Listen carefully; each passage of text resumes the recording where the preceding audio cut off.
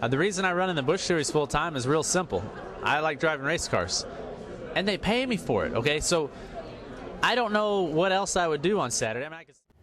Each year from 2006 until 2010, NASCAR's secondary division, the Xfinity Series, was won by a full-time Cup Series driver. On the surface, that seems comparable to F1 drivers dominating in F2 or IndyCar drivers taking over Indy NXT, but as we'll get into later on, it's not quite the same.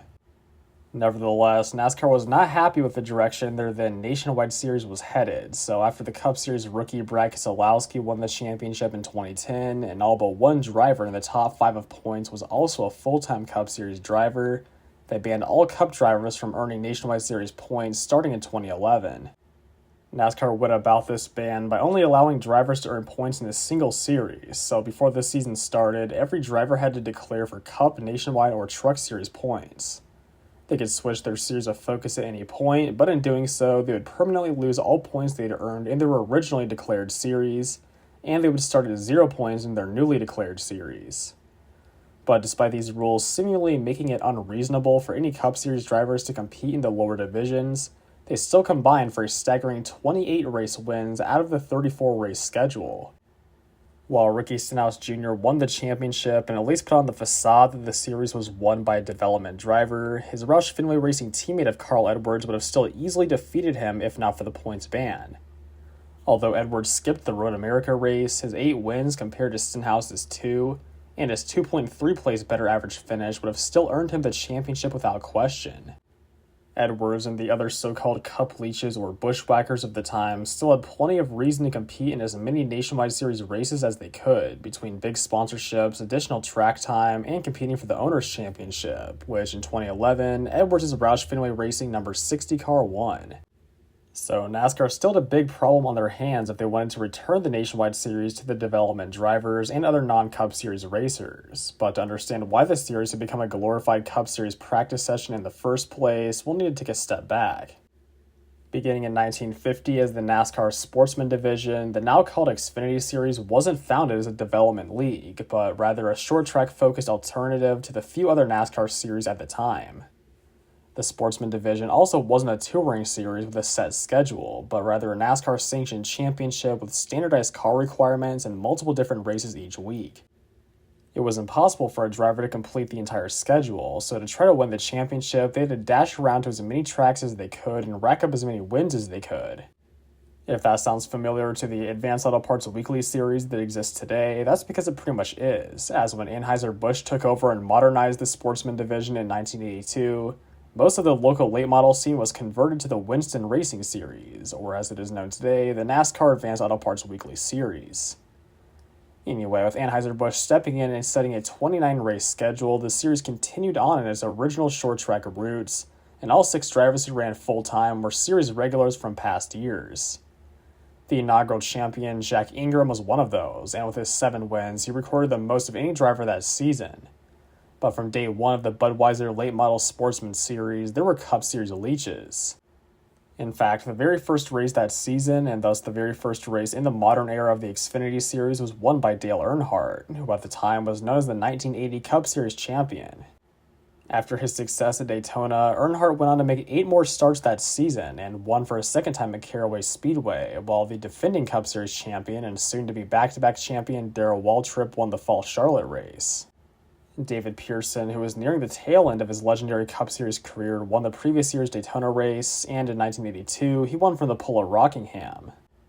So, since the beginning of the modern Xfinity Series, there's been some degree of crossover with the Cup Series, because unlike Formula 2 or Indy NXT, the Xfinity Series was not founded as a development league, but rather developed from local short-track racing, which many Cup drivers already competed in, into NASCAR's secondary series. As time went on, the series slowly lost its short-track background and became much more in sync with the Cup Series, replacing dates at Caraway, Hickory, and South Boston for larger speedways outside the Southeast. Naturally, as the tracks and teams shared between the series increased, so did the amount of Cup Series prospects. In that way, the renamed Busch Grand National Series became an outlet where up-and-coming drivers could prove themselves worthy of a more prestigious Cup Series seat, as did many future Cup champions like Dale Jarrett, Bobby Labonte, and Jeff Gordon. But while those drivers and many more in the 80s and 90s earned Cup rides through the Busch Grand National Series, the series as a whole was still dominated mostly by smaller family-run teams, similar to the early days of the Cup Series. From 1982 to 1999, the champion's car was either owned by themselves or their family team in 10 out of those 18 years. Thanks to readily available full-season sponsorships for the top-performing teams and the lack of Cup Series teams driving up costs, the series remained friendly to the independents for all those years. But around the late 90s and early 2000s, established Cup Series teams realized the value of the Busch Series and began expanding their fleets into it often with the hopes of finding their future Cup stars. One of the first powerhouse teams to do so was Richard Childress Racing, who in the year 2000 fielded full-time Busch Series entries for the first time. Mike Dillon, the son-in-law of Childress, struggled in the number 21 car, but the rookie Kevin Harvick in the 2 car put together an incredible season with 3 wins and a third-place points finish that ultimately earned him his untimely Cup ride the next year due to the passing of Dale Earnhardt. In 2001, Harvick returned full-time to the Busch Series as he had planned on prior to the Daytona 500, and with 5 race wins, he won that year's championship. It was the first championship to be won by an established Cup Series team, and although it is quite a stretch, one could say it was the first championship to be won by a bushwhacker or Cup leech. Also in 2001, Roush Racing became the next big Cup team to run full-time. Since 1992, they'd entered around half the races each season with their Cup drivers and immediately became one of the most successful Busch Series teams. Entering the 2001 season, their primary driver Mark Martin had captured an astounding 39 wins, while Jeff Burton had picked up all of the team's other 10 wins. But that year, they replaced Martin with their own defending Truck Series champion and development driver Greg Biffle and ran the full schedule for the first time. With 5 wins and a 4th-place points finish, Biffle continued to prove he was the real deal, and although he scored 1 less win in his sophomore season of 2002, he improved his consistency enough to win the championship. Thanks to his incredible Busch Series performance, Biffle was promoted to the Roush Cup team in 2003 and thus became the first driver to graduate through a single team's Truck Series and Busch Series operations before racing with him in the Cup Series. Between Childress and Harvick and Roush and Biffle, the new driver development precedent had been set, and within a couple of years, multiple more established Cup teams had begun their driver development programs in the Truck Series and/or Busch Series.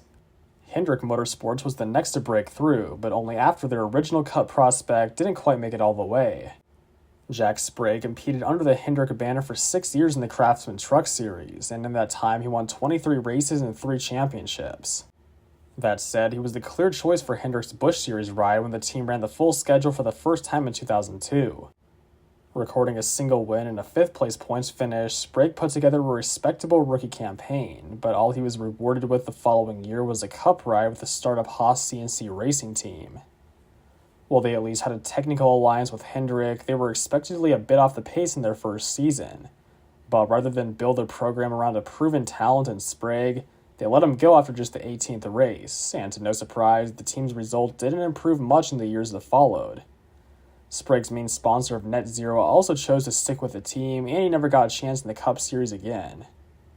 But as Sprague's Cup Series aspirations fell short after 7 years of excellence driving for Hendrick Motorsports, Brian Vickers got put on the map overnight. After competing part-time for the past couple of years in his underfunded family team, and having little to show for it, Vickers got the call to drive for Hendrick in the Busch Series. Replacing Mr. H's son, Ricky Hendrick, in the already funded GMAC No. 5 car, Vickers didn't get off to the greatest start that year, but he continually improved, eventually winning 3 races and claiming the championship in one of the closest points battles in series history. That one hot season got Vickers promoted to the Hendrick No. 25 Cup car for 2004, and provided yet another success story for the Busch Series to Cup Series pipeline. So after 2 decades of owner-drivers and small-scale teams running in the Busch Series, their time was seemingly up, and the established Cup teams with money to spend had taken their place. Heading into 2004, a Cup team had won each of the past 3 Busch Series championships, and they had no plans of stopping. But at least as far as the drivers themselves, the series still held a good balance of veteran self-made drivers and younger prospects. There were the occasional Cup Series starters, but they didn't take away too much from the overall product. In 2003, the only Cup driver that won with a Cup team was Kevin Harvick, who piloted the Richard Childress No. 21 car to victory lane 3 times. The line is a bit blurry in regard to Dale Jr.'s 3 wins with Chance 2 Motorsports and Matt Kenseth's 2 wins with Reiser Enterprises, as those teams had strong ties to DEI and Roush Racing respectively. But all the other Cup drivers who won that season did so with their own teams and other independent teams. Additionally, most of these Buschwhackers were still early into their Cup careers, while others who won that season were only in their rookie Cup season. The big names brought big sponsorships to smaller teams and provided top-level competition for inexperienced Busch Series drivers looking to make a name for themselves. And while there had been a slight rise in Cup Series winners over the past few years, it wasn't like any of them were trying to steal the whole championship. Throughout the 2003 season, the defending champion Greg Biffle ran 14 Busch races while also running for Rookie of the Year in the Cup Series.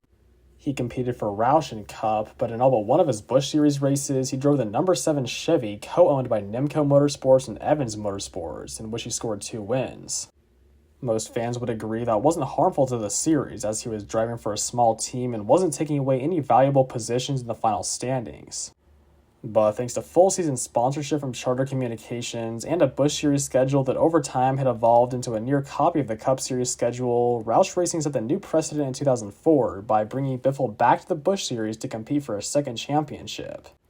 It was the first time a driver tackled both the entire Cup Series and Busch Series seasons in a single year, and credit where it is due, Biffle managed his busy schedule exceptionally well, winning twice in Cup en route to a 17th place points finish, and winning 5 times in the Busch Series en route to a 3rd place points finish. If this was just a one-time sponsorship-driven gimmick, it was one thing, but many other established Cup teams took notice of how well the double duty worked out for Roush and Biffle, and planned on replicating it down the road. In 2005, Roush was still the only team to have a driver compete for both championships, replacing Biffle that year with her Cup rookie of Carl Edwards. Although Edwards also finished 3rd in points between his 5 race wins and the other 18 races won by full-time Cup Series drivers that season, the Busch Series reached yet another level of Cup Series domination, as for the first time in Busch Series history, over half the races were won by full-time Cup drivers. Previously, the Busch Series had seen as many as exactly half the races won by Cup drivers in each of the 2000, 2003, and 2004 seasons, but in 2005, only 12 of the 35 races were won by drivers without full-time Cup contracts. Nevertheless, the champion in both 2004 and 2005 was Martin Truex Jr., driving for the DEI-affiliated but strictly Busch Series team Chance 2 Motorsports. Founded by Dale Earnhardt Jr. and Teresa Earnhardt in 2003, the team aimed to give opportunities to underappreciated drivers, one of which was Truex, a frequent winner in the Busch North Series with his family operation. Although he started off slow in his select races for Chance 2, Truex put together back-to-back runner-up finishes at the end of the 2003 season, which was enough to secure him the seat full-time for 2004. Then, really out of nowhere that season, Truex developed into an elite driver as he ran up front almost every week and bested many Cup drivers on the way to 6 wins and the championship. In doing so, he and Chance 2 Motorsports broke the 3-year streak of Cup teams winning the championship, and the next year in 2005, Truex nearly replicated his stats with another 6 wins and another championship. It was a feel-good story in the midst of Cup domination, but as Truex was promoted to race for DEI in the Cup Series, the Busch Series was about to enter a dark age. The past 2 seasons were just the calm before the storm, and in 2006, the full wrath of bushwhacking was unleashed onto the Busch Series. Between the similar schedules, big sponsorships, extra practice at Cup Series tracks, and straight-up trophy hunting greed by Cup Series veterans, the Busch Series lost all of its previous identity that season. There was no short-track focus, no hope for low-budget teams, and no priority for driver development in 2006, as that year a whopping 33 out of 35 races were won by full-time Cup Series drivers. And winning the championship was none other than the Busch Series supervillain of the time, Kevin Harvick. Driving 4 races for his own team and the rest with Richard Childress Racing, Harvick may have taken a seat away from an up-and-coming driver or two, but he admittedly put together one of the best seasons in NASCAR history. Scoring 9 wins and an average finish of 4.6, not only did Harvick finish every single race, but he also completed all but a single lap all season. He wasn't just beating up on inexperienced drivers either, because joining him in tackling the full schedule were 4 other Cup Series drivers. And to little surprise, those drivers finished 2nd through 5th in the points, with Carl Edwards and Roush coming in 2nd, RCR's Cup rookie of Clint Boyer coming in 3rd, and the Joe Gibbs Racing Cup rookies of Denny Hamlin and J.J. Yeley coming in 4th and 5th respectively. And with Hendrick's Kyle Busch and Chip Ganassi's Reed Sorensen only missing 1 race, and Roush's Greg Biffle only missing 5, the only 2 non-Cup drivers to finish in the top 10 of points were DEI's Paul Menard and Haas CNC Racing's Johnny Sauter. There were no more independent Busch Series teams that stood a chance. But while Menard scored one of the only 2 non-Cup driver wins that season, the other one provided the last sliver of hope for the series regulars. That was at Kentucky, where the virtually unknown driver and team of David Gilliland and Clay Andrews Racing pulled off one of the biggest upsets in NASCAR history. With no special forces guiding him there, Gilliland carved his way from 12th to 2nd place over the course of a single 45-lap green flag run, and thanks to a late race caution, he charged past the leader of J.J. Yeley on his way to the win. For a team with only 5 prior starts and a previous best finish of 29th, Gilliland had no business running into the top 10 at a 1.5-mile track, let alone winning the race, but even that wasn't enough to keep the Clay Andrews team operating into 2007. In 2007, Carl Edwards and the Michael Waltrip Racing Cup rookie David Rudiman were the only Cup drivers to complete the full Busch Series schedule, and with Edwards scoring 4 wins, he took the big trophy back to Roush. The next year in 2008, he scored 3 more wins and improved his average finish by over 2 positions, but yet he came in runner-up to RCR's Clint Boyer, who only scored a single win but showed remarkable consistency up front. That year was also the first time that Kyle Busch showed true dominance in the series, where in his first season with Joe Gibbs Racing, he won 10 of his 30 races. That number was enough to tie Sam Ard with the most wins earned in a single season, and although Busch scored 1 less win in 2009, he ran every race and brought to his first, then Nationwide Series championship. Then in 2010, he skipped 6 races, but nevertheless recorded his best season yet with a record-breaking 13 wins.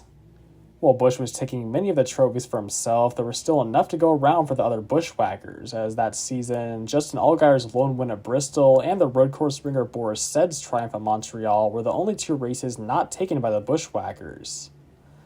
Additionally, with the Penske Racing Cup rookie of Brett Keselowski winning that year's championship, and thus extending the streak of Cup driver won championships to 5 straight years, it was time for NASCAR to step in. At that point, it was all but impossible to win a race unless driving for a Cup Series team. It was all but impossible to win a championship if not being a Cup Series driver, and all driver development programs were in shambles. Additionally, the Cup drivers attracted most of the big Nationwide Series sponsors, draining even more funding away from the lower budget teams and screwing the rising talent out of opportunities with the bigger teams. The Nationwide Series had turned into a glorified Cup Series practice session, and with NASCAR hoping to at least bring back the driver development aspect of the series, they finally put their foot down and banned all Cup drivers from earning points any longer. Going back to where we left off in the beginning of this video, NASCAR went about this by requiring all their drivers to declare which one of the top 3 series they would run for points in prior to the start of this season.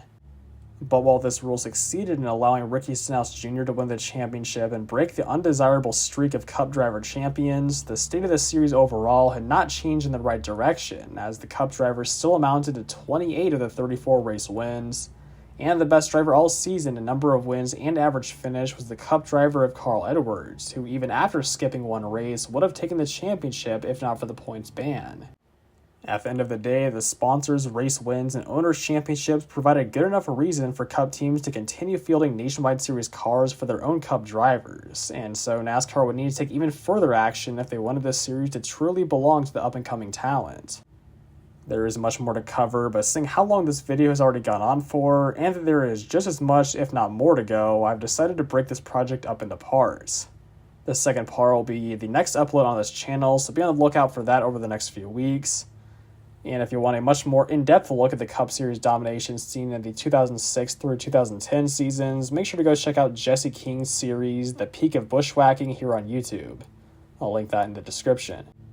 But anyway, that's all I've got for today's video, so if you did enjoy it, please make sure to hit that like button and subscribe for more videos just like these. Also, let me know your thoughts on bushwhacking down in the comments, and if you think it has helped or harmed the Xfinity Series more over time. But yeah, that is everything for now, so until next time, peace out.